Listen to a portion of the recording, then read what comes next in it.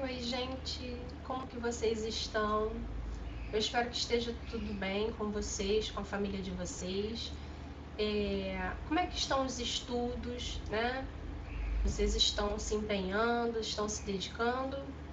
Espero que sim, tá, gente? Então vamos lá, né, para o nosso último capítulo do nosso primeiro livro, tá? A partir da semana que vem, gente, a gente vai entrar já no livro 2, tá?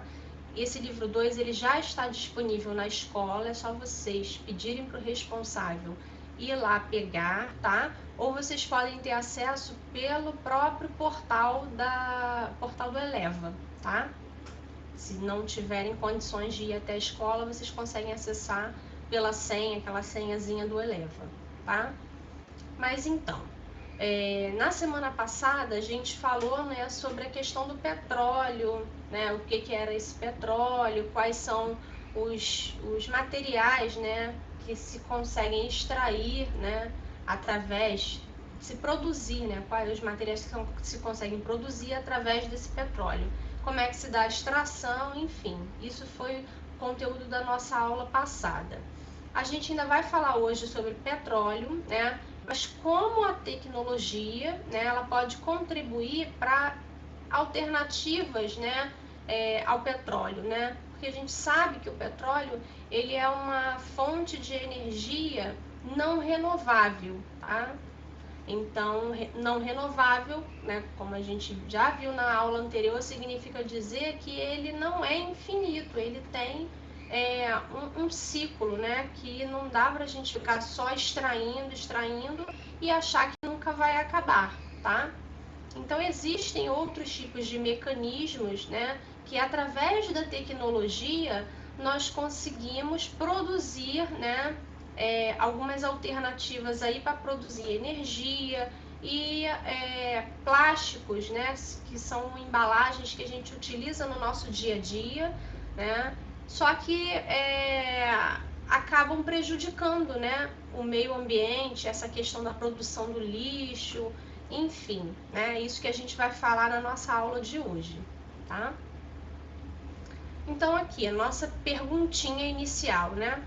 Como o uso dos derivados do petróleo interfere na qualidade do ar, tá? Como é que esses derivados, né, esses produtos que são produzidos através do petróleo, como é que isso influencia na qualidade do nosso ar, tá? É isso que ele está perguntando. Então aqui, o petróleo, só para a gente lembrar, ele é um combustível fóssil, né? É um recurso natural não renovável, que é o que eu acabei de explicar, né? Ele não é infinito, tá?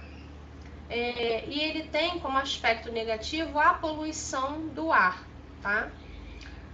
Aqui ele vem contando um caso de que lá, né, no período, né, de cerca de 1859, os Estados Unidos, quando ainda antes mesmo deles perfurarem o primeiro poço, né, petrolífero, eles tinham uma qualidade, né, de vida melhor no que diz respeito a esse ar, né? O ar lá era mais puro, né? A gente poderia até comparar com o ar, por exemplo, do campo, né? Que é um ar, né, com a qualidade melhor porque não tem tanta poluição, tá?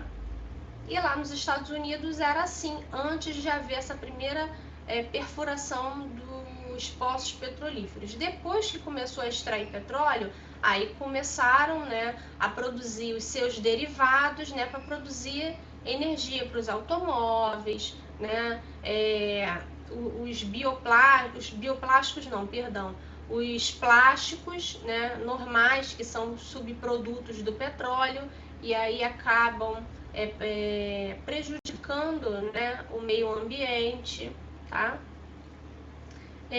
O uso desenfreado, né, desse petróleo, ele traz muitos prejuízos, não só ao meio ambiente, né, como a gente acabou de falar, mas também afeta a saúde humana, né? Por quê? Aqui a gente está vendo uma imagem, né, dessa fumaça, né, que sai aí desses carros, tá? Essa fumaça, ela é altamente prejudicial, né? Uma fumaça é um gás tóxico, né, para a atmosfera, tá? Que prejudica, né? Acaba ocasionando doenças respiratórias, tá? Nos seres humanos, tá? Os principais aspectos negativos, então, né, dessa interferência, né, dos derivados do petróleo na sociedade é o fenômeno da chuva ácida, tá? A chuva ácida ela é ocasionada por conta de gases que são liberados na atmosfera e que acabam ocasionando esse fenômeno, tá? E os problemas respiratórios, como eu acabei de dizer também, né, que são devido à liberação desses gases tóxicos, como por exemplo o gás carbônico, tá? A outra pergunta, né, que a gente para poder refletir é se é possível produzir combustíveis que não sejam derivados do petróleo. Vocês acham que é possível, que já existe, né? Por que a gente não utiliza, né, mais eles do que o petróleo, né? Tem uma série de questões para a gente poder pensar, tá? Existe sim, tá? Respondendo a nossa pergunta, já existem esses combustíveis, né? Que não são derivados de petróleo, são fontes renováveis, que são os chamados biocombustíveis, tá? Eles são derivados de matéria orgânica, ou seja, de matéria morta, de restos de vegetais, né, ou animais mortos. Exemplos, né, de biocombustíveis a gente tem o etanol, a biomassa e o biodiesel, tá? Biomassa é uma fonte natural renovável, tá?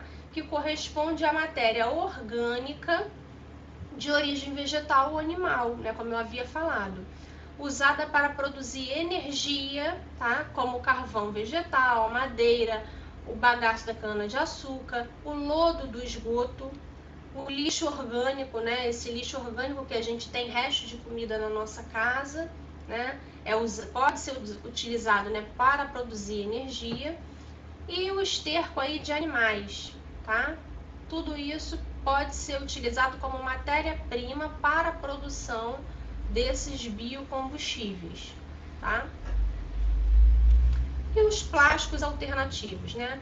Na nossa aula anterior, nós falamos sobre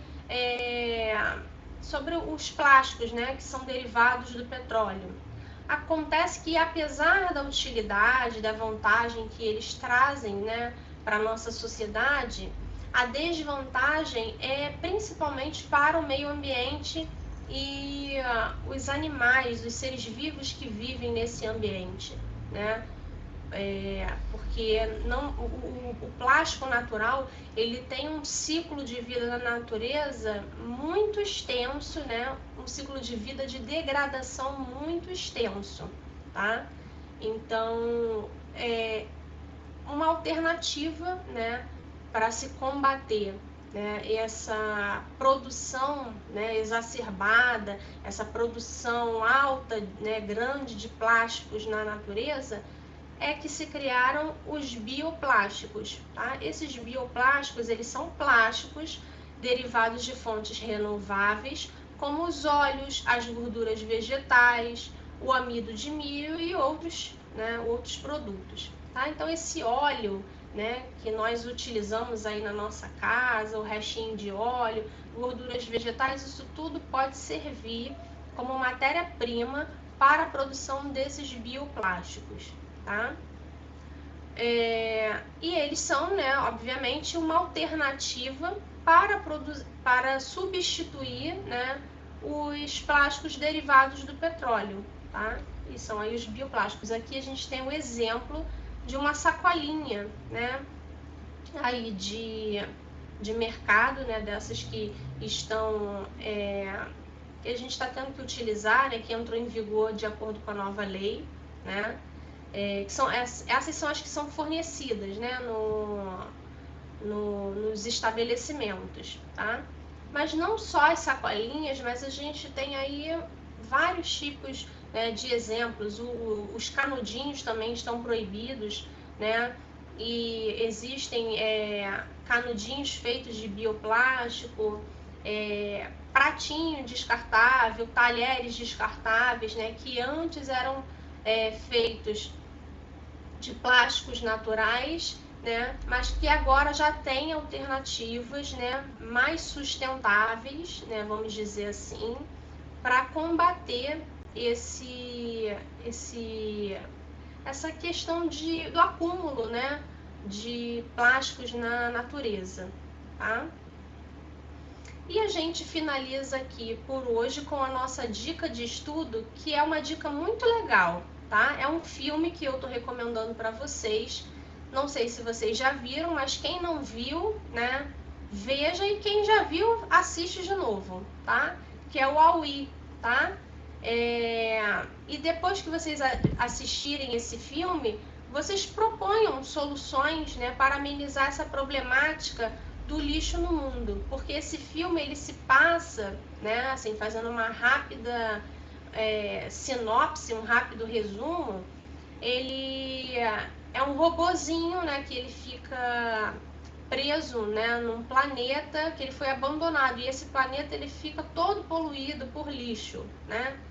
E aí vocês, né, propõem soluções para poder resolver, né, essa problemática do lixo no mundo, tá? Pode escrever no caderno de vocês, digitar, né, trocar ideias, né, com os responsáveis de vocês, o que vocês poderiam propor de soluções para resolver esse problema, tá bom, gente? A gente fica por aqui hoje, né, com essa nossa dica de estudo. Um abraço e até o próximo vídeo. Tchau!